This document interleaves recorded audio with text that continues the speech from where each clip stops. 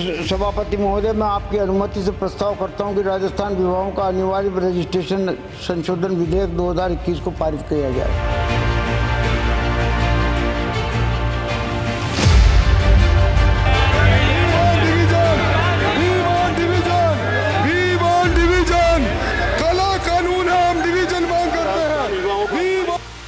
भारत में बाल विवाह को लेकर काफी समय से विरोध होता रहा है और अब एक बार फिर बाल विवाह का मामला गर्म होता जा रहा है, क्योंकि राजस्थान में अब बाल विवाह का रजिस्ट्रेशन होगा। राजस्थान विधानसभा में अजीबोगरीब विवाह रजिस्ट्रेशन कानून को पारित कर दिया गया है। इसमें बाल विवाह को भी रजिस्टर करने का प्रावधान रखा गया है।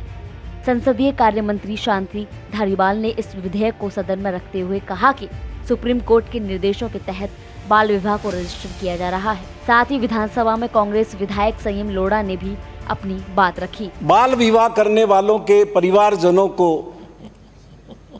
अधिकृत किया है कि वो इसका ब्यौरा प्रस्तुत करके पंजीयन करवाएं। मैं ये समझता हूं माननीय सभापति महोदय कि इस तरह का कोई कानून जो नागरिकों की जिंदगी को बहुत सीधे तौर पर प्रभावित कर रहा हो, सरकार को सिर्फ इस सदन को नहीं, नागरिकों को भी विश्वास में लेना चाहिए और इस पे नागरिकों की भी राय जाननी चाहिए, प्रस्ताव के संबंध में क्या मत रखते हैं।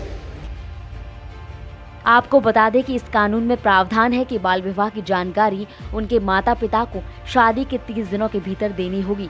इस विवादित विधेयक को लेकर विधानसभा में विपक्ष की तरफ से जमकर हंगामा काटा गया, जिसके बाद भी कांग्रेस पार्टी ने विधानसभा में इस बिल को पारित करा दिया। बीजेपी ने राजस्थान में अशोक गहलोत सरकार पर बाल विवाह को बढ़ावा देने का आरोप लगाया है। बीजेपी ने विधानसभा में इस विधेयक पर मत विभाजन की मांग की और जब सरकार नहीं मानी तो बीजेपी की तरफ से वॉकआउट कर दिया गया। वर्तमान में वर वधू को 21 साल और उसको जो वर और वधू को दोनों को 21 साल का उसका 18 कर दिया। एक तो ये कारण था।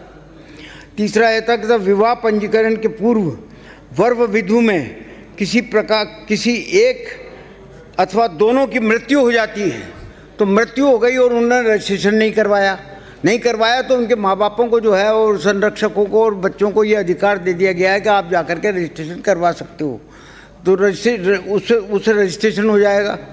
अब सवाल ये आता है माता पिता मैरिज एक्ट, चूँकि ये मैरिज सर्टिफिकेट एक लीगल डॉक्यूमेंट है और इस लीगल डॉक्यूमेंट के अभाव में उस विधवा महिला को कुछ भी जो है राज्य सरकार की सेवा में नहीं लिया जा सकता। तो उत्तराधिकार के प्रकरणों में भी निस्तारण में जो है जो कठिनाइयाँ आती थी वो दूर होंगी।